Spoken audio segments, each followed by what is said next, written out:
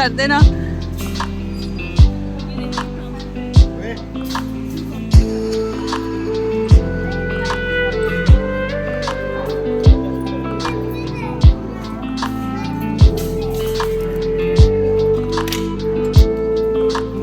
सबसे इम्पॉर्टेंट चीज़ इसके लिए मैं इम्तियाज़ आई थी, तुम्हारा भी ले लिया मैंने, चाहिए था तुम्हें ये।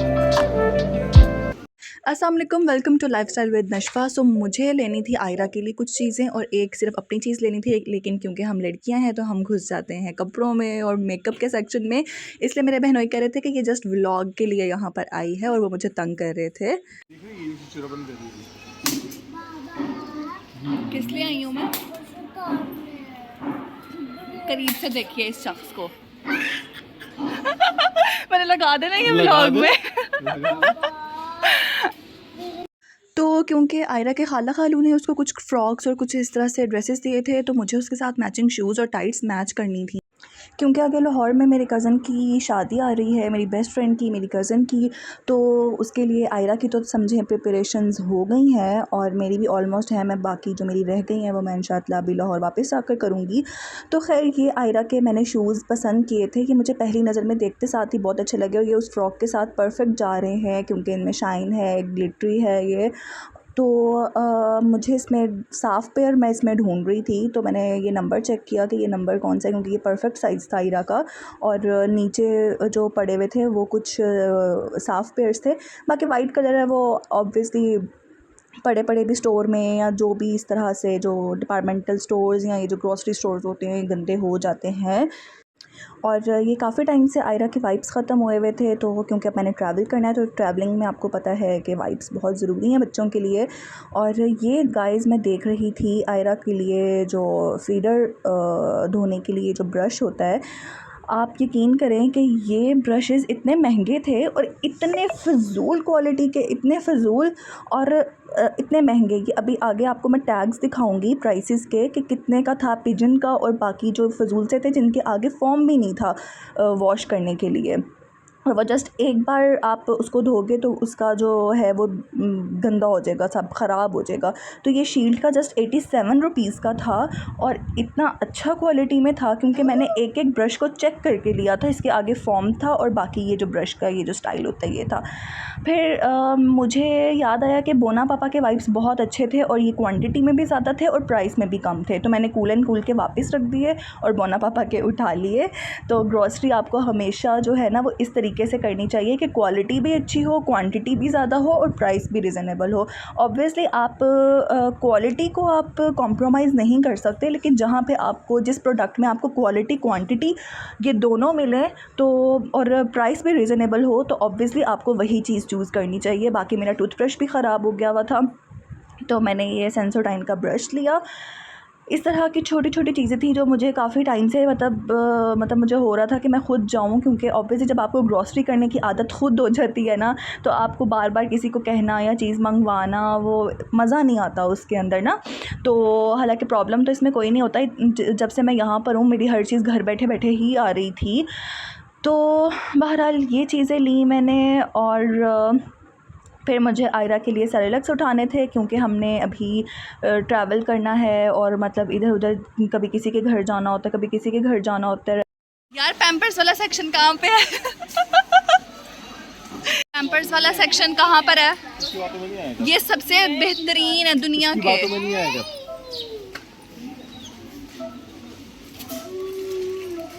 वापस इधर इधर वापस हम अभी बात नहीं कर सकते, पूछो क्यों? हम डिस्प्रेशन में हैं।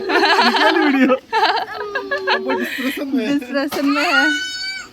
तो हम लोगों का ये हंसी मजाक चलता रहता है। वो कह रहे थे जब मैं इनसे पूछती ना पैम्पर किस सेक्शन पे है, ये किस सेक्शन में, तो कहते थे कि मैं यहाँ पे काम नहीं करता, खुद ढूंढो, मैं यहाँ पे वर्कर नहीं हूँ। तो हमारा ये हंसी मजाक चलता रहता है।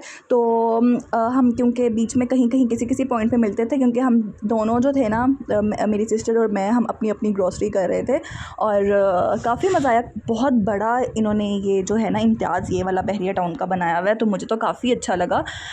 और क्योंकि कराची में तो ये मेन है इम्तियाज़, लाहौर में तो बहुत बाद में आया ये।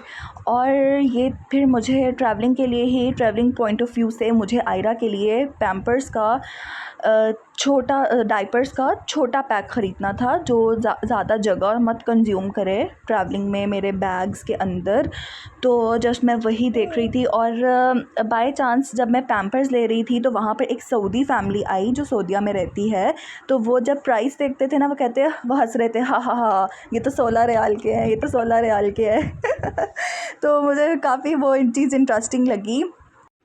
और यहाँ से फ़ाइनली मैंने स्टाफ को कह के ढूंढ के टाइट्स आयरा की ढूंढी और मुझे वाइट टाइट्स मिल गए थे जो कि मैंने इस टाइम आयरा को पहनाए हुए हैं। और ये हम उस टाइम पर गए थे जिस टाइम पे इम्तियाज़ का टाइम ख़त्म हो रहा था, 10 बजे बंद हो जाना था और 9 बजे एंट्री बंद हो जाती है आपकी इम्तियाज़ में। तो हम जस्ट 8:30 बजे पहुँचे थे और ये सब अनाउंसमेंट वगैरह हो रही थी और ख़ैर हम अपने काउंटर पे खड़े हुए थे। मैं वो वहाँ पर चली गई थी और इन लोगों ने मुझे आवाज़ भी नहीं दी। ये लोग यहाँ पे खड़े होकर मेरा वेट कर रहे। तो मैंने जब पीछे मुड़ के देखा, मैंने कहा मैं तो इतना स्लो चल रही हूँ तो ये लोग आ क्यों नहीं रहे अभी तक मेरे पीछे। जब मैंने पीछे मुड़ के देखा इतना आगे जाकर तो ये लोग यहाँ खड़े हंस रहे और मुझे देख रहे हैं। तो अब मैं दोबारा इधर आई हूँ और ये बहुत ओपन प्लेस है, ये देखें हर जगह पर, ये देखें। और यहाँ पर हवा है इस टाइम, लेकिन अल्हम्दुलिल्लाह मैंने जो जो चीज़ें लेनी थी आयरा की वो सारी ले ली हैं। तो काफ़ी दिनों के बाद मुझे मौका मिला ऐसी ग्रॉसरी करने का और इम्तियाज़ का मेरा फ़र्स्ट एक्सपीरियंस था, बहुत अच्छा एक्सपीरियंस रहा। सेम मुझे मतलब लूलू वाली और नेस्टो वाली वाइब्स आ रही थी। ऑब्वियसली सारे ग्रॉसरी स्टोर्स और ये सब जो हैं ये एक जैसे ही होते हैं, लेकिन चीज़ें इनकी भी अच्छी थी काफ़ी। और अब बस घर जाएंगे और घर जाकर मुझे जस्ट जल्दी से अपना मोबाइल चार्ज करना है, खाना खाऊंगी, आयरा को खाना खिलाऊंगी और फिर आगे देखते हैं। फिर आगे आपसे मिलती हूँ, शायद आज या फिर कल मिलेंगे। कल हमारा एक प्रोग्राम है कहीं जाने का, तो अगर मेरे से सब कुछ शूट हो सका तो इंशाअल्लाह आप लोगों को दिखाऊंगी और उन लोगों से आपसे मिलवाऊंगी अगर पॉसिबल हुआ तो इंशाअल्लाह। चल कर जाना पड़ा है और ये इम्तियाज़ बहरिया टाउन में ही है, लेकिन ये वॉकिंग डिस्टेंस पे नहीं है। मतलब इसके लिए आपको काफ़ी अगर वॉक करनी है तो काफ़ी किलोमीटर्स बन जाते हैं इसके, लेकिन एरिया बहुत अच्छा है और ये सारा एरिया है ये। अब हम रखेंगे सामान गाड़ी में और चलेंगे घर।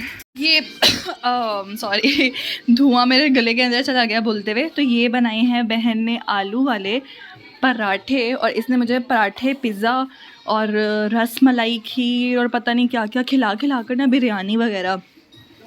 इसने मुझे मोटा करके ही छोड़ना है इस टाइम क्योंकि पराठे बने हैं।